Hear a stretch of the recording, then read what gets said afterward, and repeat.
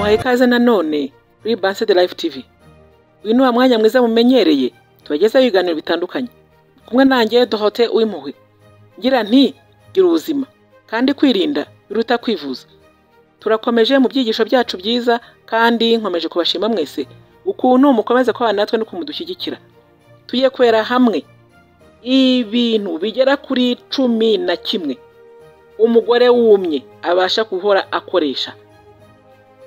Ni ibintu bibasha gutuma mu myanya y'ibanga hahora hahehereye. Buriya umudamu wumye by'umwihariko abantu bari muri menopause cyangwa barimo bayigeramo bakunda kumagara, imisemburo iba yabaye mikeya, estrogene zaguye. Ikintu kizabikubwira yuko wumagaye nujye no kwihagarika uzumva urimo kwihagarika inkari zishyushye. Buriya ni ukuvuga ngo bakteri ziri mu myanya y'ibanga ziba zahangije. Iyo zahangije rero harumagara.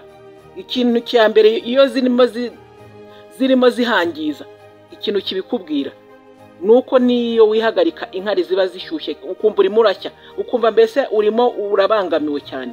Rero niba ukunda kuba wumye mu buzima busanzwe, ibi ni ibiryo ugomba guha agaciro. Ni ibiryo bibasha gutuma imisemburo ya estrogene ibasha kuba yazamuka. N'abadafite estrogene ziva muri overe mu gasabo k'intanga bageze muri menopause, nibura glande surrénale zibasha gukora. Niyo mpamvu rero ibi bintu mugomba kubiha agaciro. Abadamu bumye akenshi bakunda gutinya n'amabanga y'urugo bigatuma bayakwepa. Rero badamu by'umwihariko bari muri menopause, ibi biryo mugomba kujya mubyitaho. Ikintu cya mbere mugomba kutabura ni ugukoresha soya, yaba ari isosi cyangwa se ari mbisi. Bateka ari mbisi nk'uko bateka ibishyimbo by'imitonore. Bituma uduhoya dutoya dutwara amaraso mu myanya y'ibanga tubasha gufunguka tugakora neza. Soya n'ubundi yitwa phytoestrogene, ni ukuvuga ngo ikora estrogene.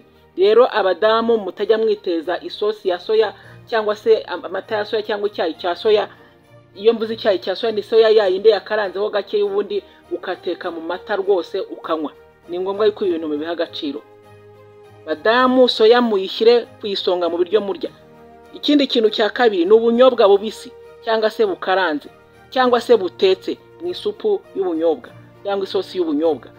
Ibi biryo ni ibiryo byoroshye kubonwa ahantu ariho hose, ubasha kubihabona. Rero badamu mukunde gukoresha ibi bintu. Ikintu cya gatatu kitagomba kubura mu magaburo yanyu ya buri munsi, imboga z'icyatsi. Ubwo ni dodo, ni za epinari, ni amabrokoli, ni amasombe, mbese ibintu byose by'icyatsi bibasha kuba bituma n'amaraso aba menshi mu mubiri. Rero n'ubundi izi mboga z'icyatsi nazo ubwazo ziba zifite n'amazi, zikungahaye ku mazi.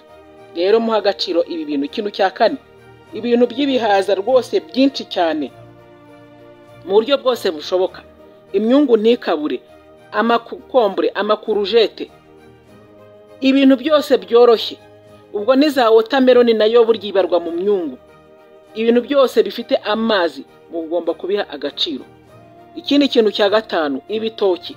Twarabibonye mu byisho bishize yuko ibitoki ari ibiryo by'abagore.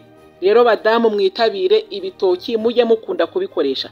Ikintu cya gatandatu utagomba kubura ni imbuto z'amoko yose uko wabasha kuzibona. Niba ari imineke, nimba ari imyembe, amapapayi, inanasi, amavoka, imbuto zose uzizibaho ubasha kuzikoresha. Igikurikiyeho nanone cya karindwi, amazi menshi. Abadamu benshi ntabwo bajya banywa amazi, bakunda kunywa ibyayi, bakanywa inzoga, bakanywa ibikoma, bakanywa amata, ariko amazi y'umugezi dereri ntabwo bajya bayanywa.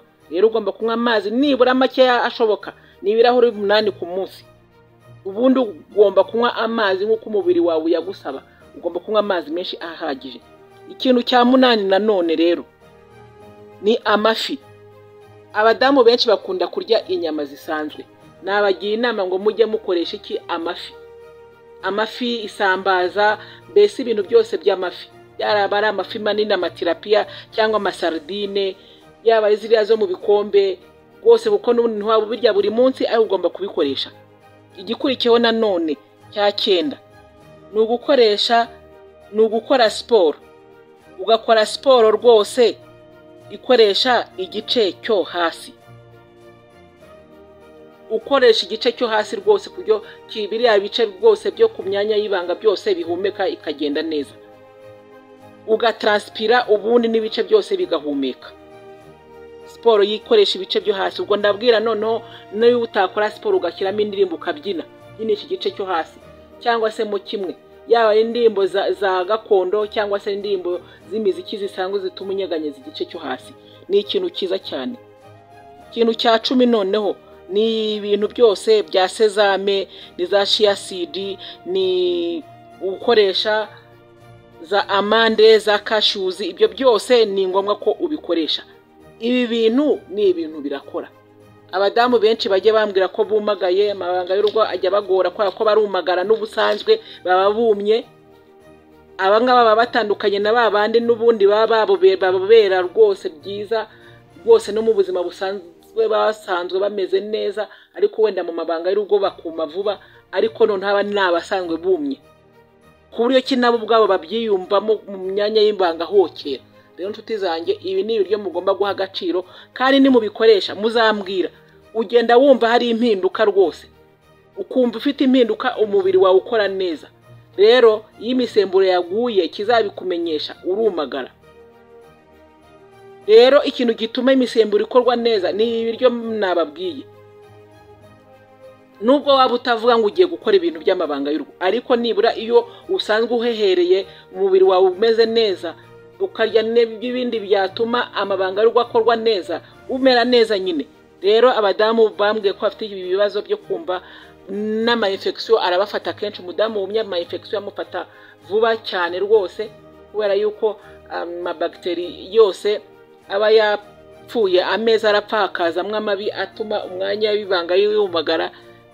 Ni ngombwa ko muha agaciro ibi bintu. Rero nshuti zanjye, kwirinda biruta kwivuza. Uramenya utazajya ukabura ubuzima. Si ngombwa yuko ugomba kumva umerewe neza kubera ko ugiye gukora amabanga y'urugo. Ubasha no kumva umerewe neza nta n'amabanga y'urugo ugiye gukora. Rero ni ngombwa ko mwiha ibi bintu mukabiha agaciro kandi mukarya neza.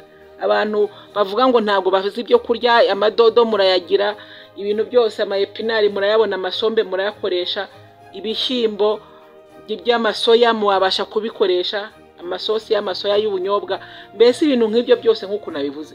Rero mukomeze kwiyitaho kugira ngo murusheho kugira ubuzima bwiza.